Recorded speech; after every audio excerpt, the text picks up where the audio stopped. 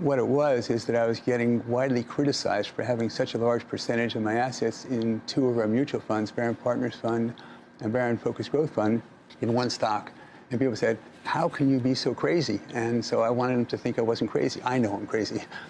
And even though I think for Tesla, this is the very beginning of what they're doing. I mean, they just reported numbers a couple of days ago, and they said that they did 310,000 cars in a quarter, in a 3-month period of time, 310,000. General Motors did 24.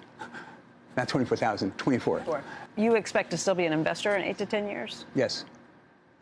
Are you selling any more shares? I own 1.25 million shares for our firm in the company. I have not sold a single share of that, and I don't expect to. Okay.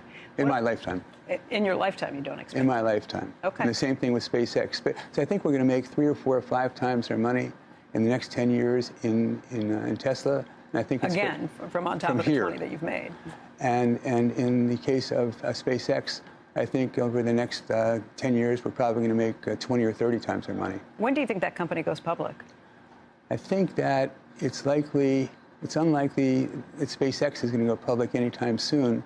But this Starlink business that they have, I think that could go public in the next 3 years.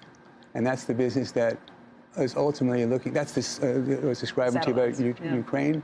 I think that's a business that could ultimately is addressing a potential, they call it TAM, total addressable market, of $1 trillion, actually multiple trillions. If you want to have more equitable distribution of wealth in the world, you have to have people educated. The way you get educated, you have to have the internet.